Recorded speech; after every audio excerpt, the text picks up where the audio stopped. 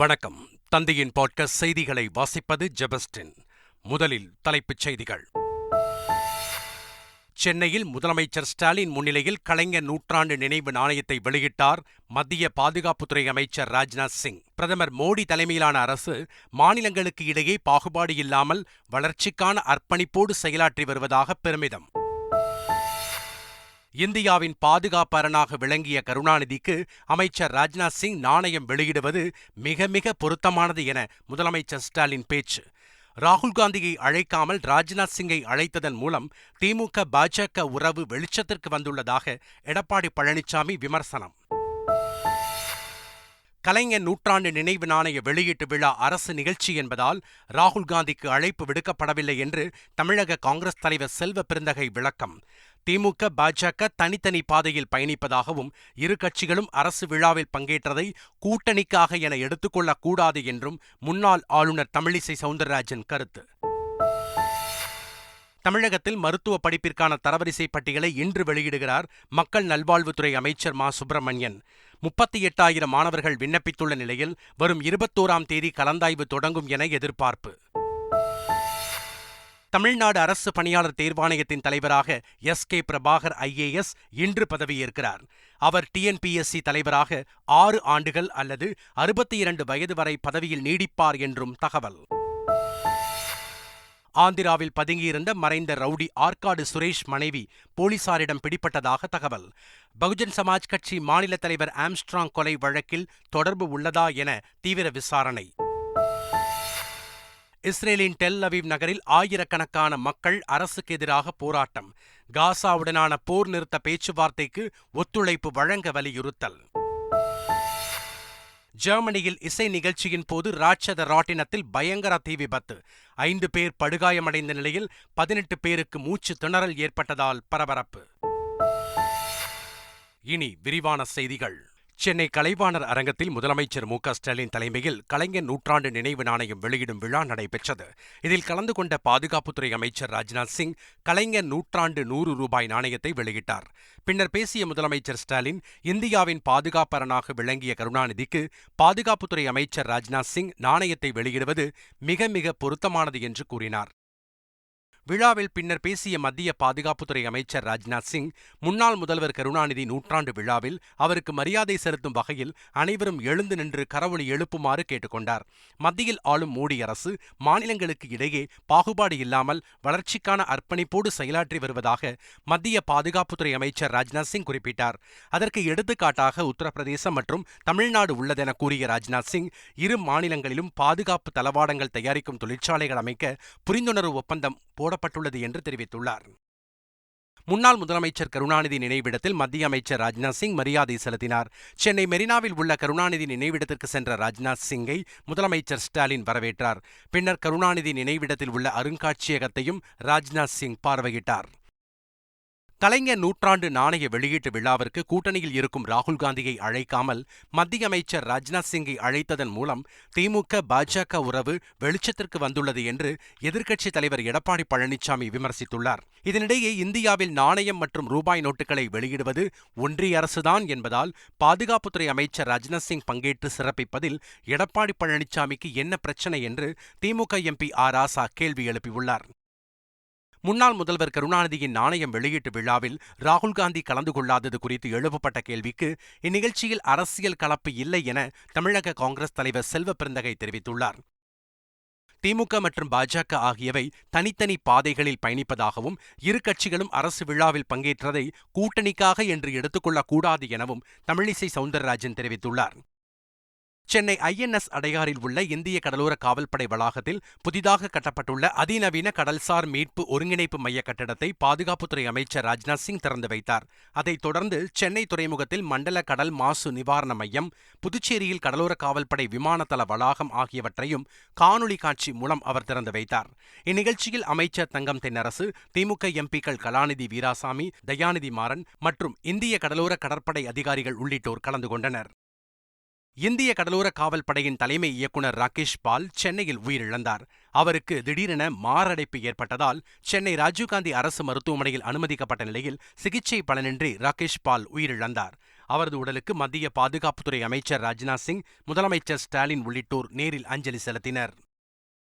Tamil Nadu real estate ஒழுங்குமுறை ஆணையத்தின் தலைவராக தமிழக தலைமைச் செயலாளர் சிவ்தாஸ் மீனா நியமனம் செய்யப்பட்டுள்ளார். அதன் தலைவராக இருந்த ஞான தேசிகனின் பதவிக்காலம் கடந்த பிப்ரவரி 10ஆம் தேதியுடன் முடிவடைந்தது. இந்நிலையில் புதிய தலைவரை தேர்வு செய்வதற்காக தேர்வுக்குழு அமைக்கப்பட்டது. இந்த குழு கடந்த ஜூலை மாதம் பரிந்துரையை அரசுக்கு வழங்கியது. பரிந்துரைகளை பரிசீலித்த தமிழக அரசு ஆளுநரின் ஒப்புதலை பெற்று தற்போது தலைமைச் செயலாளராக உள்ள சிவ்தாஸ் மீனாவை தமிழ்நாடு ரியல் எஸ்டேட் ஒழுங்குமுறை ஆணையத்தின் தலைவராக நியமித்து உத்தரவிட்டுள்ளது. புதுச்சேரி ஜிப்மர் மருத்துவமனையில் மருத்துவர்கள் தொடர் போராட்டம் காரணமாக புறநோயாளிகள் சிகிச்சை பிரிவு இயங்கும் நேரத்தில் மாற்றம் செய்யப்பட்டுள்ளது. மேற்கு வங்கத்தில் பெண் மருத்துவர் பாலியல் வன்கொடுமைக்கு ஆளாக்கப்பட்டு படுகொலை செய்யப்பட்டதை கண்டித்து மருத்துவர்கள் போராட்டம் நடத்தி வருகின்றனர். அதன் ஒரு பகுதியாக புதுச்சேரி ஜிப்மர் மருத்துவமனையில் புறநோயாளிகள் சிகிச்சை பிரிவு காலை 8 மணி முதல் 10 மணி வரை மட்டுமே இயங்கும் என தெரிவிக்கப்பட்டுள்ளது. எனினும் அவசர பிரிவு சேவைகள் அனைத்தும் வழக்கம் போல் இயங்கும் என குறிப்பிடப்பட்டுள்ளது. மருத்துவ படிப்பிற்கான தரவரிசை பட்டியலை அமைச்சர் மா. சுப்பிரமணியன் இன்று வெளியிடுகிறார். நீட் தேர்வு மதிப்பெண் அடிப்படையில் மருத்துவ படிப்பில் சேர கடந்த 9ஆம் தேதி வரை விண்ணப்பங்கள் பெறப்பட்டன. மொத்தம் 38,000 மாணவர்கள் விண்ணப்பித்துள்ள நிலையில் அவர்களுக்கான தரவரிசை பட்டியலை அமைச்சர் மா. சுப்பிரமணியன் இன்று காலை 10:30 மணிக்கு சென்னையில் வெளியிடுகிறார். வரும் 21ஆம் தேதி கலந்தாய்வு தொடங்கும் என எதிர்பார்க்கப்படுகிறது. தமிழ்நாடு அரசு பணியாளர் தேர்வாணையத்தின் தலைவராக எஸ்.கே. பிரபாகர் ஐஏஎஸ் இன்று பதவியேற்கிறார். டிஎன்பிஎஸ்சியின் 26வது தலைவராக எஸ்.கே. பிரபாகரை நியமித்து தமிழக அரசு அண்மையில் உத்தரவிட்டது. அதன் பேரில் இன்று காலை தமிழ்நாடு அரசு பணியாளர் தேர்வாணையத்தின் தலைவராக எஸ்.கே. பிரபாகர் பதவியேற்கிறார். இவர் பதவியேற்கும் நாளிலிருந்து 6 ஆண்டுகள் அல்லது 62 வயது வரை பதவியில் நீடிப்பார் என்பது குறிப்பிடத்தக்கது. சென்னை கோட்டூர்புரத்தில் உள்ள அண்ணா நூற்றாண்டு நூலகத்தில் திரைப்பட ஆர்வலர்களுக்காக நிஜமாகும் கனவு என்ற புதிய முயற்சி முன்னெடுக்கப்பட்டுள்ளது. அங்குள்ள கலையரங்கில் உள்ள திரையரங்கில் இனி மாதந்தோறும் 2வது மற்றும் 4வது ஞாயிற்றுக்கிழமைகளில் கலை, பண்பாடு, இலக்கியம், சமூக நல்லிணக்கம் சார்ந்த திரைப்படங்கள் திரையிடப்பட உள்ளன. மொத்தம் 1100 இருக்கைகள் கொண்ட இந்த அரங்கில் காலை 10 மணிக்கு திரைப்படங்கள் திரையிடப்படும் என தெரிவிக்கப்பட்டுள்ளது. தருமபுரி மாவட்டம் பாலக்கோடு டிஎஸ்பியாக இருந்த சிந்து என்பவர் திருவள்ளூர் மாவட்ட மதுவிலக்கு அமல் பிரிவு டிஎஸ்பியாக பணி மாறுதலாகி சென்றார். அவருக்கு பாலக்கோடு உட்கோட்டமான 5 காவல் நிலையங்களில் பணிபுரியும் காவல்துறையினர் பிரியாவிடை நிகழ்ச்சியை நடத்தினர். இதில் டிஎஸ்பி சிந்துவுக்கு சிங்கப்பெண் என பெயர் சூட்டி நினைவு பரிசினை வழங்கினர்.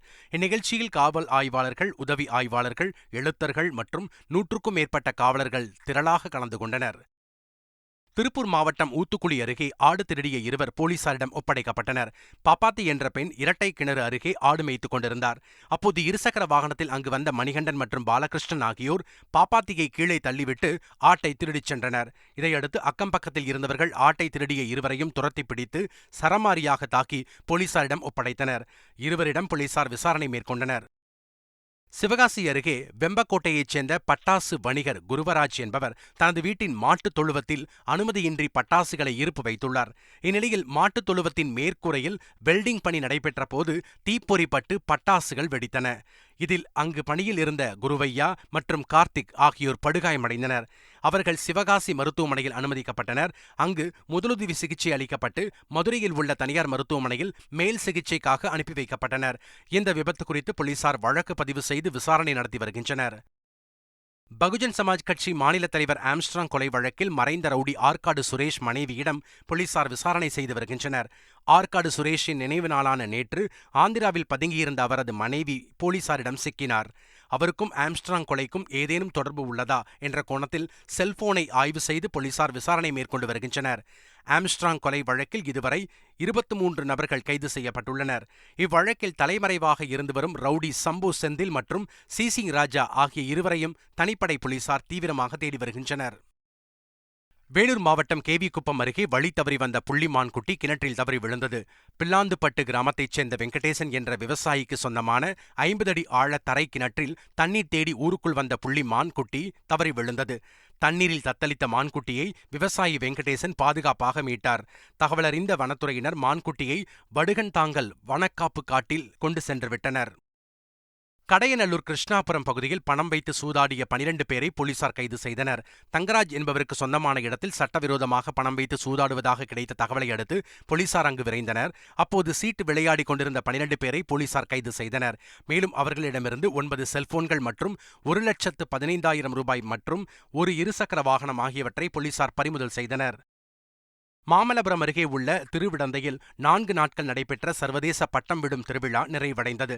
இதில் இந்தியாவின் பல்வேறு மாநிலங்களிலிருந்தும் தாய்லாந்து, இந்தோனேஷியா உள்ளிட்ட வெளிநாடுகளிலிருந்தும் ஏராளமான போட்டியாளர்கள் கலந்து கொண்டனர். தேசிய கொடி, டிராகன் உள்ளிட்ட விதவிதமாக பறக்கவிடப்பட்ட பட்டங்களை பார்த்து குழந்தைகள் மகிழ்ச்சி அடைந்தனர். பட்டம் விடும் திருவிழாவை பல்லாயிரக்கணக்கானோர் கண்டு ரசித்தனர். கொல்கத்தாவில் பெண் மருத்துவர் கொலை வழக்கை விரைந்து முடிக்க முயற்சிப்பதாக அவரது தாய் வேதனையுடன் தெரிவித்துள்ளார். 4 மணி நேரம் கழித்தே தனது மகளின் உடலை பார்க்க அனுமதித்ததாக தெரிவித்த பெண் மருத்துவரின் தாய், மகளின் உடலில் ஆடைகள் கிழிக்கப்பட்டு, கை உடைக்கப்பட்டு, கண் மற்றும் வாயில் ரத்தம் வழிந்து கொண்டிருந்ததாகவும் கண்ணீர் மல்க தெரிவித்தார். காவல்துறையினர் சரியாக பணியாற்றவில்லை என்றும் போராட்டத்தை முடிவுக்கு கொண்டு வருவதற்காகவே 144 தடையாணையை மேற்குவங்க முதலமைச்சர் மம்தா பானர்ஜி பிறப்பித்துள்ளதாகவும் கொலை செய்யப்பட்ட பெண் மருத்துவரின் தாய் குற்றம் சாட்டியுள்ளார். இதனிடையே கொல்கத்தா பெண் மருத்துவர் வன்கொடுமை செய்யப்பட்டு கொலை செய்யப்பட்ட விவகாரத்தை உச்சநீதிமன்றம் தாமாக முன்வந்து விசாரணைக்கு எடுத்துள்ளது. இதுகுறித்து உச்சநீதிமன்ற தலைமை நீதிபதி D.Y. சந்திரசூட் தலைமையிலான அமர்வு நாளை விசாரணை நடத்த உள்ளது. டெல்லி கரோல்பாக் பகுதியில் நண்பருடன் பேசிக் கொண்டிருந்த இளைஞர் தலையில் ஏசி விழுந்ததில் அவர் உயிரிழந்த சம்பவம் அதிர்ச்சியை ஏற்படுத்தியுள்ளது. ஜிதேஷ் என்ற 18 வயது இளைஞர் தனது நண்பர் பிரான்சிஸ் என்பவருடன் பேசிக் கொண்டிருந்தார். அப்போது அவர்கள் அருகே இருந்த கட்டிடத்தின் 2வது மாடியிலிருந்து எதிர்பாராத விதமாக ஏசியின் பின்புற பகுதி ஒன்று கீழே விழுந்தது. இதில் ஜிதேஷின் தலையில் பலத்த காயம் ஏற்பட்டு அவர் உயிரிழந்த நிலையில் பிரின்ஸ் மருத்துவமனையில் அனுமதிக்கப்பட்டுள்ளார். இச்சம்பவம் தொடர்பான சிசிடிவி காட்சி வெளியாகியுள்ளது. காசாவுடனான போர் நிறுத்தம் குறித்த பேச்சுவார்த்தைக்கு இஸ்ரேல் ஒத்துழைப்பு அளிக்க கோரி அந்நாட்டின் டெல் அவீவ் நகரில் ஆயிரக்கணக்கானோர் போராட்டத்தில் ஈடுபட்டனர். பதாகைகள் ஏந்தியபடி தீயிட்டு கொளுத்தி முழக்கங்களை எழுப்பிய அவர்கள் ஹமாஸ் பிடியில் உள்ள எஞ்சிய இஸ்ரேலியர்களை மீட்க வேண்டும் என்று கோரிக்கை விடுத்தனர். அமெரிக்கா, கத்தார், ஈகிப்து நாடுகளின் முயற்சியால் தோஹாவில் அடுத்த வாரம் மீண்டும் காசா போர் நிறுத்தம் தொடர்பான பேச்சுவார்த்தை நடைபெறவுள்ளது. இதை தடுக்கும் வகையில் இஸ்ரேல் நிபந்தனைகள் விதிப்பதாக ஹமாஸ் குற்றம் சாட்டியுள்ளது. இப்பேச்சுவார்த்தையில் உடன்பாடு ஏற்படாவிட்டால் இஸ்ரேலில் அரசுக்கு எதிரான எதிர்ப்புகள் வலுக்கும் என்று போராட்டத்தில் ஈடுபட்டவர்கள் எச்சரித்தனர். ஜெர்மனியின் லெப்சிக் நகரில் நடைபெற்ற இசை நிகழ்ச்சியை ஒட்டி அமைக்கப்பட்டிருந்த ராட்சத ராட்டினத்தில் திடீர் தீ விபத்து ஏற்பட்டதால் பெரும் பரபரப்பு ஏற்பட்டது. ராட்டினத்தின் 2 இருக்கைகள் தீப்பிடித்து எரிந்ததால் அதிலிருந்த 4 பேருக்கு பலத்த தீக்காயம் ஏற்பட்டது. ராட்டினத்திலிருந்து கீழே குதித்தவர்களில் ஒருவருக்கு அடிபட்டு பலத்த காயம் ஏற்பட்டது. இந்த தீ விபத்தால் ஏற்பட்ட புகை மூட்டத்தில் சிக்கி 18 பேருக்கு மயக்கம் ஏற்பட்டது. அவர்கள் உடனடியாக மருத்துவமனைக்கு அனுப்பி வைக்கப்பட்டனர். தீயணைப்புத்துறையினர் சம்பவ இடத்திற்கு விரைந்து வந்து தீயை அணைத்தனர். தீ விபத்துக்கான காரணம் தெரியவில்லை. இச்சம்பவத்தை அடுத்து நிறுத்தப்பட்ட இசை நிகழ்ச்சி பின்னர் முன்னெச்சரிக்கை நடவடிக்கைகளுடன் நடைபெற்றதாக பார்வையாளர்கள் தெரிவித்தனர். சீனாவின் குவாங்ஸி ஜுவாங் மாகாணத்தில் பாரம்பரிய விளக்கு திருவிழா கோலாகலமாக கொண்டாடப்பட்டது. அமைதி மற்றும் மகிழ்ச்சி வேண்டி ஆண்டுதோறும் இவ்விழா கொண்டாடப்படுகிறது. இதையொட்டி மக்கள் இரவில் வண்ணமிகு விளக்குகளை ஏற்றி ஆற்றில் மிதக்கவிட்டனர். அலங்கரிக்கப்பட்ட படகில் நின்றபடி பெண்கள் பாரம்பரிய நடனங்கள் ஆடி மகிழ்ந்தனர். மனதை கொள்ளை கொள்ளும் வகையில் நடைபெற்ற இத்திருவிழாவில் இடம்பெற்ற வான வேடிக்கைகள் மற்றும் தீப்பந்தங்களை சுற்றி நிகழ்த்தப்பட்ட சாகசங்கள் பார்வையாளர்களை பிரமிப்பில் ஆழ்த்தியது. சென்னையை அடுத்த பாடியில் தங்கலான் திரைப்படம் ஓடும் திரையரங்கிற்கு நடிகர் விக்ரம் மற்றும் இயக்குனர் ப. ரஞ்சித் சென்றனர். இடைவெளியின் போது திரையரங்கிற்குள் சென்ற இருவரும் ரசிகர்களிடம் கலந்துரையாடினர். அவர்களை கண்டதும் ரசிகர்கள் ஆரவாரம் செய்தனர். நடிகர் விக்ரம் தங்கலான் பட பாடலை பாடி ரசிகர்களை மகிழ்ச்சியில் ஆழ்த்தினார். மீண்டும் தலைப்புச் செய்திகள். சென்னையில் முதலமைச்சர் ஸ்டாலின் முன்னிலையில் கலைஞர் நூற்றாண்டு நினைவு நாணயத்தை வெளியிட்டார் மத்திய பாதுகாப்புத்துறை அமைச்சர் ராஜ்நாத் சிங். பிரதமர் மோடி தலைமையிலான அரசு மாநிலங்களுக்கு இடையே பாகுபாடு இல்லாமல் வளர்ச்சிக்கான அர்ப்பணிப்போடு செயலாற்றி வருவதாக பெருமிதம். இந்தியாவின் பாதுகாப்பு அரணாக விளங்கிய கருணாநிதிக்கு அமைச்சர் ராஜ்நாத் சிங் நாணயம் வெளியிடுவது மிக மிக பொருத்தமானது என முதலமைச்சர் ஸ்டாலின் பேச்சு. ராகுல் காந்தியை அழைக்காமல் ராஜ்நாத் சிங்கை அழைத்ததன் மூலம் திமுக பாஜக உறவு வெளிச்சத்திற்கு வந்துள்ளதாக எடப்பாடி பழனிசாமி விமர்சனம். கலைஞர் நூற்றாண்டு நினைவு நாணய வெளியீட்டு விழா அரசு நிகழ்ச்சி என்பதால் ராகுல் காந்திக்கு அழைப்பு விடுக்கப்படவில்லை என்று தமிழக காங்கிரஸ் தலைவர் செல்வ பெருந்தகை விளக்கம். திமுக பாஜக தனித்தனி பாதையில் பயணிப்பதாகவும் இரு கட்சிகளும் அரசு விழாவில் பங்கேற்றதை கூட்டணிக்காக என எடுத்துக்கொள்ளக் கூடாது என்றும் முன்னாள் ஆளுநர் தமிழிசை சவுந்தரராஜன் கருத்து. தமிழகத்தில் மருத்துவ படிப்பிற்கான தரவரிசை பட்டியலை இன்று வெளியிடுகிறார் மக்கள் நல்வாழ்வுத்துறை அமைச்சர் மா. சுப்பிரமணியன். 38,000 மாணவர்கள் விண்ணப்பித்துள்ள நிலையில் வரும் 21ஆம் தேதி கலந்தாய்வு தொடங்கும் என எதிர்பார்ப்பு. தமிழ்நாடு அரசு பணியாளர் தேர்வாணையத்தின் தலைவராக எஸ்.கே. பிரபாகர் IAS இன்று பதவியேற்கிறார். அவர் TNPSC தலைவராக 6 ஆண்டுகள் அல்லது 62 வயது வரை பதவியில் நீடிப்பார் என்றும் தகவல். ஆந்திராவில் பதுங்கியிருந்த மறைந்த ரவுடி ஆற்காடு சுரேஷ் மனைவி போலீசாரிடம் பிடிபட்டதாக தகவல். பகுஜன் சமாஜ் கட்சி மாநில தலைவர் ஆம்ஸ்ட்ராங் கொலை வழக்கில் தொடர்பு உள்ளதா என தீவிர விசாரணை. இஸ்ரேலின் டெல் அவீவ் நகரில் ஆயிரக்கணக்கான மக்கள் அரசுக்கு எதிராக போராட்டம். காசாவுடனான போர் நிறுத்த பேச்சுவார்த்தைக்கு ஒத்துழைப்பு வழங்க வலியுறுத்தல். ஜெர்மனியில் இசை நிகழ்ச்சியின் போது ராட்சத ராட்டினத்தில் பயங்கர தீ விபத்து. 5 பேர் படுகாயமடைந்த நிலையில் 18 பேருக்கு மூச்சு திணறல் ஏற்பட்டதால் பரபரப்பு. இத்துடன் தந்தையின் பாட்காஸ்ட் செய்திகள் நிறைவடைந்தன.